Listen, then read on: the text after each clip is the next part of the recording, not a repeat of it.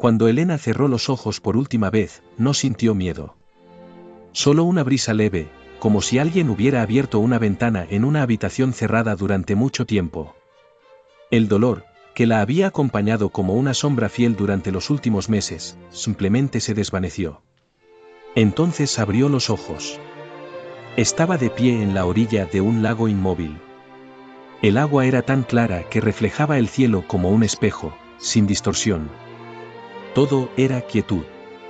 Una quietud tan profunda que parecía envolverlo todo, incluso el pensamiento. No había ruido alguno, ni viento, ni pájaros, solo el leve murmullo de su propia respiración, aunque, curiosamente, ya no necesitaba respirar. Elena miró sus manos, no estaban viejas ni enfermas. Tampoco eran las de una joven. Eran simplemente suyas. Puras. Íntegras. Como si el cuerpo hubiese dejado de tener edad o historia. Del otro lado del lago, vio figuras. Al principio, sombras suaves entre la niebla. Luego, rostros. Algunos conocidos, su abuela sentada en su sillón, tejiendo en silencio, tal como la recordaba de niña, su primer amor, sonriéndole con la ternura de los 17 años, sin rencores ni despedidas. Otros rostros no los reconocía con claridad, pero sentía una extraña familiaridad. Como si los hubiera conocido antes de nacer, o en sueños que había olvidado al despertar. Un pequeño embarcadero surgía junto a la orilla, y en él, un bote solitario aguardaba. Un anciano estaba allí, de pie, con la mirada serena y los ojos llenos de un saber infinito. No tenía prisa. Solo la observaba con la calma de quien ha esperado mucho tiempo sin impaciencia. ¿Estoy muerta?, preguntó Elena. El hombre asintió, sin tristeza ni júbilo. ¿Y esto es el cielo? Es lo que viene después, respondió con voz clara, como una corriente de agua. El cielo es una palabra humana. Esto es, regreso. ¿Regreso? Sí. Vuelves a donde siempre has estado. Solo que lo habías olvidado.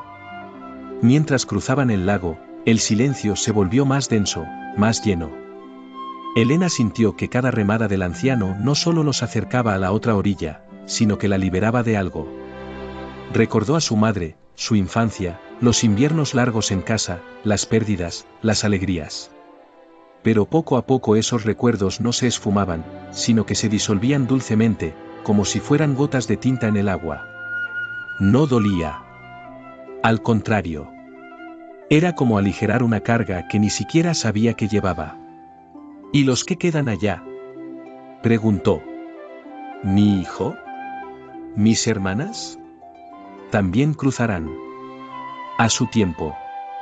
Nadie se queda atrás para siempre. Al llegar a la otra orilla, la luz era distinta. No más brillante ni más oscura, simplemente distinta. No había tiempo, ni edad, ni distancia. Solo una sensación de pertenencia. No era un lugar como los que había conocido, con calles, paredes o techos. Era más bien un estado. Como si estuviera dentro de una canción que siempre conoció, pero de la que solo ahora escuchaba todas las notas. Allí, comprendió, la muerte no era el fin. Era el paso más suave, el más silencioso, el más verdadero.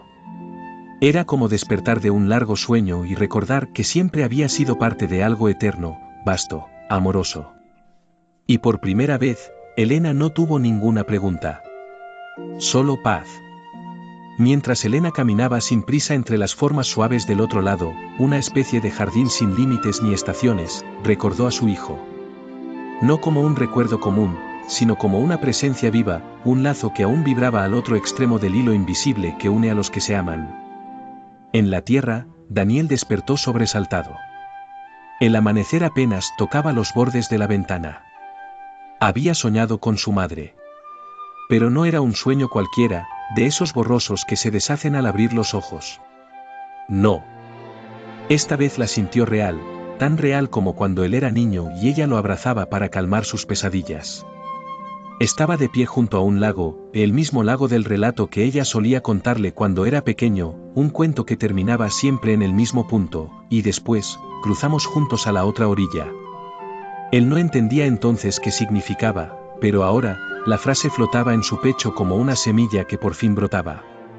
Se levantó, aún con el temblor del sueño en los huesos, y fue hasta la vieja caja de madera donde su madre guardaba cartas, fotos, y pequeñas cosas que para otros habrían sido basura, una piedra lisa, una horquilla oxidada, una entrada de cine.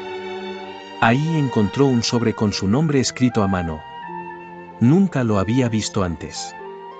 La carta, escrita con pulso débil pero firme, decía: Daniel, si alguna vez sientes que no estoy, mira el agua tranquila. Donde hay silencio, allí estoy. No temas cruzar tus propios lagos, ni quedarte en la orilla cuando lo necesites. Estaré esperándote en todo lo que te dé paz. La muerte no nos rompe, solo nos abre hacia lo que ya éramos. Te amo eternamente, mamá. Daniel lloró, pero no con el peso de la pérdida, sino con el asombro sereno de quien encuentra una señal en medio de la niebla. Y por primera vez desde que su madre partió, salió al campo detrás de la casa, donde había un estanque casi olvidado. Se sentó frente al agua, sin decir palabra, y dejó que el silencio lo abrazara. En la otra orilla, Elena sonrió. No con los labios, ya no tenía cuerpo, sino con el alma entera. Había sentido el temblor de la carta siendo leída, la emoción en la garganta de su hijo, el eco de ese instante de paz que lo envolvía. A veces, le había dicho el anciano del bote, el amor se manifiesta en los pequeños cruces entre mundos, un sueño, una canción, una carta sin fecha. No hay muro entre vivos y muertos. Solo una niebla leve, que se disipa cuando el corazón está en silencio. Elena siguió caminando, más ligera aún, sabiendo que el hilo seguía unido. Porque la vida, comprendió, nunca termina. Solo cambia de orilla.